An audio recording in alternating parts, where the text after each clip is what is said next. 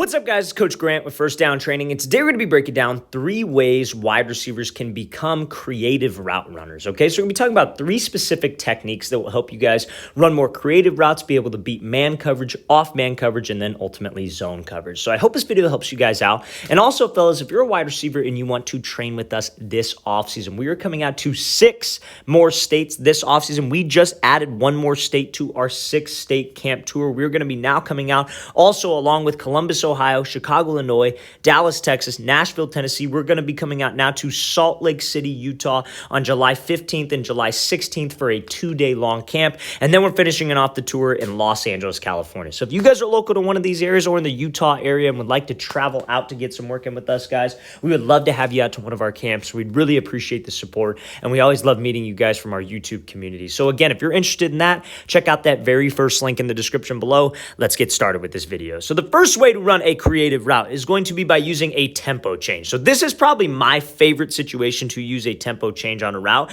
and that is when it's against off-man coverage, right? Because off-man, it's very much so about attacking leverage. It's about attacking the right shoulder of the DB, not like his actual right shoulder, but the correct shoulder, I should say. So this receiver, the thing about a tempo change is when a DB starts to maybe get your speed down, he starts to understand, okay, this guy's moving fast. You're starting to see less and less separation. That's maybe when I would want to use something like a tempo change, or if it builds off of another route, right? So think about this. How would you run a fade route against this specific coverage? Inside shade, and you have to go run a fade. What you would do is you'd attack his leverage, right? Maybe you give him a little stutter, and then you take off to the fade, and it's a foot race. So maybe a couple times, maybe I'm backside on the play, maybe I'm not getting the ball, or maybe I am getting the ball, but I'm trying to pair my routes together, right? I'm being creative. So when I come off the line, I attack him, maybe I give a little tempo change, then I burst up vertical. So if I have to run a route like a post route, a dig route, something over the middle, what are we supposed to do against off man? I'm supposed to attack his outside shoulder, try to get him to flip those hips so I could slip back underneath. You don't want to just attack his leverage and square him up because he'll just keep his leverage inside and you'll end up running into him. So you want to build the routes off of each other. So that's what this wide receiver does here. He runs like kind of a post curl variation of it. It's the same idea if you were running a post or a dig, but he comes off the line, kind of attacks him, gives that tempo change, and he changes his speed, right? I call it going from 0 to 100. You slow down 0, burst up 100. But he makes it look just like how he would maybe run a fade against this coverage. You slow yourself down, get the DB's feet to stop, kind of lull him to sleep a bit, and then we burst up vertical. That is a great way to get space. You just got to make sure also that when you change up tempo, you don't take forever. You change tempo, you slow yourself down, but you don't lose timing with the quarterback. And then it's very important that after the tempo change, we accelerate and we attack the outside shoulder to force that DB to bail off, and I could get some separation. And you see, we could run a post curl, we could run a regular curl, we could run a post, we could run a dig, all from this specific aspect. And it's all about the stem, making your stem look the same to make sure that that DB is guessing and he is expecting that 9 ball. That's a great example of how to be a creative route runner. Let's play this thing again, full speed one more time. Great job changing tempo, bursting up vertical, and then getting that DB off that route to create some separation. Okay, so now, second thing I want to talk about here is we talked a little bit about in that last clip, pairing routes together, right? So, changing up tempo, slowing yourself down, then running a fade, right? Running that foot race to the outside. Now, you can also pair your press releases together, right? So that's the thing. When it's off-man coverage, you probably want to pair your stem together, right? You want to make stems on different routes look similar, right? And then when it's off the line against press coverage, not off-man, press-man coverage, you want to pair your releases together. You want to make your releases look the same. So the release we're going to be talking about today is a dive release, okay? So this happens to be the same wide receiver. He's at Ole Miss, and he sends me some film sometimes, to break down and just to check out and to share on the page to help give you guys some value.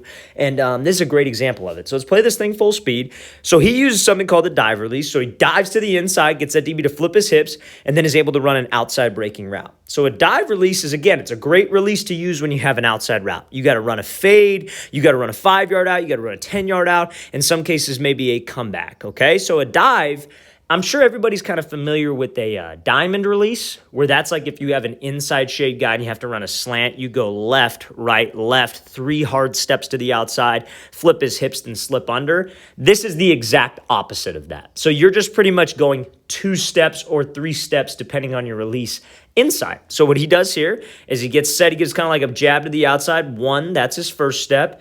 2, 3. And you see when he commits his hips, he commits his shoulders, he has speed on the dive. Everything about this looks like he's trying to cross his face. And we like this against maybe a head-up coverage DB. So you see, he doesn't want to get beat on the drag. It's man coverage. He doesn't have help to the inside. So everything about this looks like he's crossing his face. He's able to put the brakes on and get that free outside release. So how do we build off of this, right? I'm going to play at full speed, and then we'll show a release that builds. And again, this is a very creative way to be a route runner. You can pair releases together. So now he dives again, gives a move back to the outside, and then is able to run this inside breaking route. So this is a popular release that you see from Tyler Lockett. I suggest if you want more film on this is to check out some Tyler Lockett highlights, because on the Seahawks, they like to run a lot of outside breaking routes, and they like to run a lot of drags. And this is a great release to use like when you have to run a drag, and you got to get a little separation. You want to get that guy off of you. So let's talk about it. Looks the exact same. He comes off here, gives this dive release to the inside, 1, 2, 3, puts the brakes on. Everything about it looks the same. But what does he do? He throws one more jab back to the outside. This sells the dive release into the out route. And if this is the same DB that you've been working the entire game, because I'm not trying to get you ready for one-on-ones, I'm trying to get you ready for 11 on 11. If this is the same DB, he sees that same type of release. He sees you put the brakes on and move your actual body with this jab. Nothing about that looks like you're running a drag. And that's how we pair the releases together, fellas. You got to make it look the same. It has to be the same steps. It has to be the same type of situation, same type of coverage. But that's how we become more creative. So many wide receivers don't understand this aspect. They have 9 different releases for the 9 different routes on the route tree. Yeah, maybe the releases can be a little bit different in cases, but you got to make them build off of each other, and you have to pair routes together. Your slants should look like fades. Your fades should look like slants. Drags should look like outside release, 5 to 10 yard outs, something of that nature. And there's no perfect answer, but you have to have similar releases that build off of each other so you can be successful, be a little bit more creative, and keep that DB on his toes. Okay, so let's play this thing again full speed one more time. There's a great example of how to build off of that dive release. From Lucky So, it happens to be the exact same receiver, so he knows what he's doing, and he's being creative out on that field. So last but not least, what I want to talk about is top of the route kind of creativity, right? And so this is how you guys can be creative with your routes. When you're playing against a good DB, a DB who is playing something well, playing your routes well, how can you get separation? How do you get open against a disciplined guy? So this is a route where this receiver is running a corner against an inside shade, like kind of press, catch technique look, right? So you're probably going to be taking what kind of a release? You'll probably be taking an outside release, right? So you'd want to attack him. You'd want to attack him to the inside and take the outside release. Now, the easy thing that everybody loves to say is, hey, when you're in man coverage, you want to always do what? Always restack. That's the goal. Always restack, get over the top, give him a move at the top of the break. And yes, that's 100% fine. But what if the DB plays it well? I can't be screwed if the DB plays it well. I can't just throw my hands up. Oh, well, I guess he's right on my hip. I'm covered, right? You have to have a plan. You got to be able to react to how the DB is playing you. So that's what this wide receiver does. So let's play this full speed. So gives him a move, pushes up vertical, and he does something called that chicken wing or that lean technique, right? Or some people refer to it as getting skinny, right? So when I come off of here, so many wide receivers, what they'll do is they got a little separation, and since it's an outside breaking route with an outside release, they'll just run it, right? But when you just run the break, you're not giving your quarterback a ton of space to throw you open. But B, there's really no separation at the break point. You're really not threatening him with an inside route. He knows it's an outside route the minute you try to run away from him like this.